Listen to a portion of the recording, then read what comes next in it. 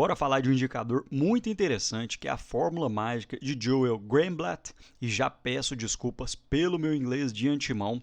E essa fórmula nos mostra as melhores ações para se investir, baseado em algumas premissas que eu quero mostrar nesse vídeo. E será que essas ações hoje seriam uma oportunidade ou problema? Quero fazer tudo isso baseado na minha planilha pessoal, então bora para o vídeo. Então, explicando de uma fórmula bem simples, a fórmula mágica de Joel utiliza três pilares principalmente.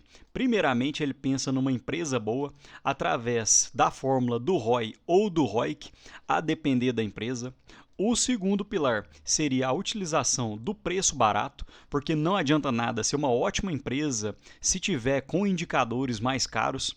Então aqui ele utiliza o Earning Yield, porém na minha planilha pessoal vou utilizar o preço sobre lucro, que pode ter uma leve distorção, mas será corrigida, porque um terceiro pilar que o Joel não usa, porém eu quero utilizar, é o Dividend Yield, justamente para fazer uma adaptação da fórmula do Earning Yield. Então, dentro da minha planilha, eu vou utilizar esses três indicadores para a gente poder fazer o ranqueamento de quais seriam as melhores ações utilizando a fórmula mágica. Então, após você ranquear os três indicadores, você faz a soma das posições e depois faz o ranqueamento da menor pontuação para as mais atrativas. Então, aparentemente, parece ser difícil mostrando só pela fórmula, mas vocês vão ver pela minha planilha pessoal que é muito fácil. E percebam que a fórmula mágica de Joel teve ótimos indicadores e ótimo desempenho ao longo dos anos, visto que o Joel teve uma rentabilidade durante 20 anos na casa dos 30%. Então, olhando por rentabilidade no menor prazo possível, o Joel conseguiu bater praticamente todos os grandes investidores, como Charlie Munger, Peter Lynch, David Einhorn, dentre outros. Então, é uma fórmula que realmente foi vencedora no longo prazo. Então, desde já, mostrando um pouco da minha planilha pessoal, hoje, olhando pela fórmula mágica de Joel, então, para que você saiba o ranqueamento, primeiramente você utiliza o ROI e faz o ranqueamento entre as empresas, depois você utiliza o PL e faz o ranqueamento mais uma vez, e a posição na colocação dos dividendos, e novamente faz um novo ranqueamento. E depois você faz o somatório dessas três colunas e coloca da menor para maior, visto que quanto menor o ranqueamento, melhor posicionada ele está. Então hoje a melhor empresa nesse quesito seria a Marco Polo, seguido pela BB Seguridade, Petrobras, dentre outras. Caso você queira dar um pause no vídeo para dar mais uma olhada nas outras empresas da planilha, fica à vontade. Então, seguindo um pouco mais para o vídeo, falando primeiramente da Marco Polo, que no ano teve uma alta de cerca de 8,3%, chegou a bater cerca de R$ 4,50, depois subiu para quase R$ 8,00, e desde os resultados do terceiro TRI de 2025 já teve uma alta queda, e abaixo dos R$ 6,00 essa empresa novamente tem entrado no meu radar. E para quem conhece o canal, sabe que a Marco Polo é a quarta maior empresa da minha carteira, com cerca de 12,9% de participação. E hoje, olhando um pouco sobre os indicadores da Marco Polo, percebam nesse gráfico feito pelo pessoal da Trigo no Capital, que mostra alguns indicadores, entre eles o EBITDA ajustado, que em 2019 era de cerca de 324, e nos últimos 12 meses subiu para 1,3 bilhão, ou seja, cresceu em mais de 4 vezes. O lucro líquido saiu de 207 milhões para cerca de 1,1 bilhão, também subiu mais de 5 vezes no período. Hoje a Marco Polo é uma empresa praticamente caixa líquido, ou seja, ela tem cerca de 1,9 bilhões em caixa e 1,9 bilhão em dívidas. Então hoje, se ela quisesse quitar totalmente a sua dívida, sobraria apenas um resto de cerca de 60 milhões, o que seria muito tranquilo de finalizar o pagamento. Porém, para quem conhece o canal, sabe que a Marco Polo anunciou dividendos extraordinários para poder fugir da tributação de 2026.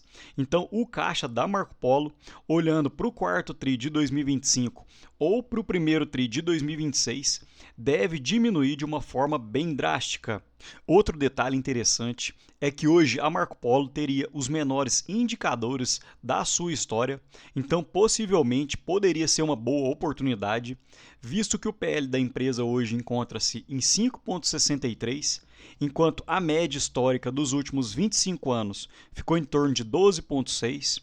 E o EV sobre o EBITDA, que o mercado gosta muito de olhar para esse tipo de empresa, encontra-se em 5,25, enquanto a média ficou na casa dos 37. Então, olhando pelos indicadores e pelo histórico, hoje poderia ser uma boa oportunidade. E algumas pessoas também me perguntam, Rafael, mas essa é uma empresa cíclica, certo? Na minha opinião, a Marco Polo não é uma empresa cíclica, porque percebam que a receita é crescente ao longo dos anos, apenas na crise política e na pandemia que as receitas diminuíram, mas nem foi de uma forma tão acelerada assim. Porém, eu acredito que a Marco Polo tem sim uma sensibilidade à Selic, principalmente por ser uma empresa em que a receita, a maior parte vem do mercado doméstico. Então, à medida que a Selic sobe, isso acaba desaquecendo a economia regional, consequentemente a Marco Polo vende menos. E à medida que a Selic baixa, assim como é a expectativa para os próximos anos, a Marco Polo poderia se beneficiar. E só um detalhe que alguns inscritos já me perguntaram para finalizar sobre a Marco Polo: hoje seria bom comprar Marco Polo 3 ou Marco Polo 4? Como eu estou mais de olho no dividend yield, hoje eu ainda preferiria a Marco Polo 3, que tem um dividend yield na casa dos 21,9%, enquanto a Marco Polo 4 tem um dividend yield na casa de 21,11%. E percebam que a liquidez média diária da Marco Polo 3 é de 7,22 milhões, ou seja, para nós pequenos investidores seria muito tranquilo de entrar e sair da ação, enquanto a liquidez da Marco Polo 4 é bem maior, de cerca de 85 milhões. E sobre a segunda empresa, olhando o ranking da Fórmula Mágica, BB Seguridade, que no ano ficou praticamente estagnada nos R$ 36. Porém, um detalhe que eu acredito que possa dar uma acelerada na cotação para os próximos meses foram os dividendos anunciados. Então, aqui nesse fato relevante, a gente já pode ver que foi um anúncio de dividendos, ou seja, isentos de imposto de renda.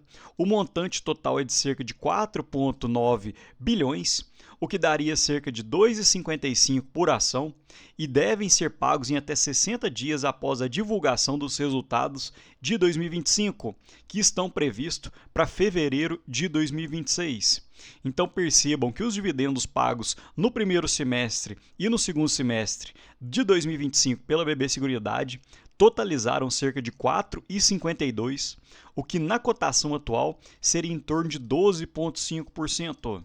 Porém, muita cautela para não vender todas as suas ações e comprar apenas BB Seguridade, porque o cenário para 2026 aparentemente deve ser mais desafiador, porque o próprio CFO da companhia destacou que o cenário operacional e financeiro deve sofrer, porque como o capital da BB Seguridade acaba tendo uma rentabilidade de acordo com a taxa Selic, então o resultado financeiro pode diminuir, enquanto o resultado operacional aparentemente vai ficar estagnado. E eles destacaram que a cada ponto percentual na Selic muda em cerca de 100 milhões no lucro da empresa. Então, se a Selic terminasse em torno de 12% em 2026, isso seria uma queda de cerca de 300 milhões nos resultados da BB Seguridade, o que não seria uma queda tão alta assim, visto que o lucro previsto para terminar 2025 é de cerca de 8,7 a 8,8 bilhões. Outro ponto interessante é que o próprio CEO destacou que em 2026 o payout deve continuar alto, na casa dos 90%, porque ele defende que é melhor pagar dividendos ao acionista do que ficar retendo caixa. E um ponto que pode ainda impactar é o agronegócio, porque a crise da inadimplência ainda não atingiu diretamente a seguradora, principalmente porque ela paga indenizações por causas climáticas e repassa a maior parte dos riscos aos ressegurados, mas ainda pode ter um respingo, visto que o pessoal do agronegócio tem ficado sem caixa e sem dinheiro, principalmente para fazer os seus seguros. Outro detalhe é a relação com o Banco do Brasil, que o CFO destaca que a BB Seguridade é extremamente dependente dos canais do Banco do Brasil e ele acredita que é muito improvável que a parceria com o Banco do Brasil termine, visto que o BB seria muito impactado, principalmente porque o Banco do Brasil detém cerca de 66% das ações da BB Seguridade. E assim que esse novo acordo for firmado, se ele for firmado, eu tenho certeza que isso vai destravar muito valor na BB Seguridade. E falando de indicadores mais uma vez, hoje o PL da BB Seguridade é de 8 vezes. Então, olhando pelo histórico, desde o seu IPO em 2013, esse seria o menor PL da história. Desconsidere o PL de 2013, visto que foi feito o seu IPO.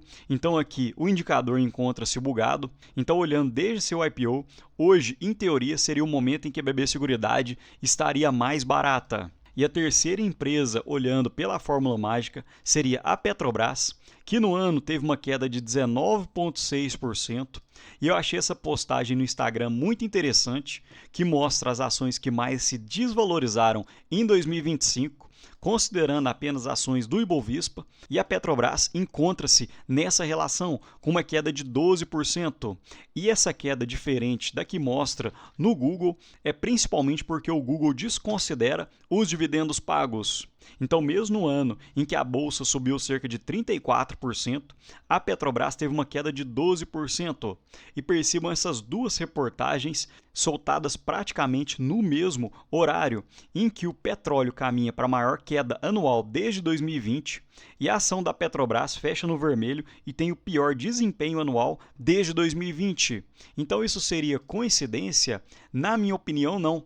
Porque percebam a correlação que tem em azul o preço do barril de petróleo e em verde o preço da ação da Petrobras, que entre 2016 e 2020 subiu junto com o preço do barril do petróleo, durante a pandemia caiu e depois se recuperou de uma forma bem acelerada, e a cotação da Petrobras também vem se recuperando, e desde então o preço do petróleo caiu dos $120 por barril para cerca de $60, e nesse mesmo período as ações da Petrobras nem caíram tanto assim, saindo da casa dos R$ 40 para atualmente na casa dos R$ 30 a R$ 32.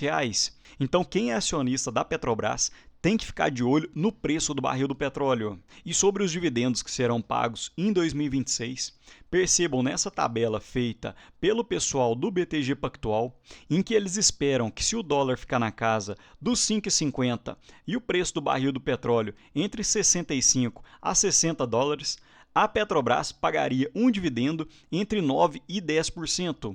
E eu tô nessa com o pessoal do BTG Pactual. Eu sou um pouco mais conservador e deixo na casa dos 9% de dividendos, mas eu acredito que realmente a Petro também possa surpreender e pagar cerca de 10%, 11% de proventos. E um ponto que tem me chamado a atenção e que a própria Petrobras colocou no seu plano de negócio é que eles têm focado principalmente no negócio de exploração e produção e de refino, transporte e comercialização.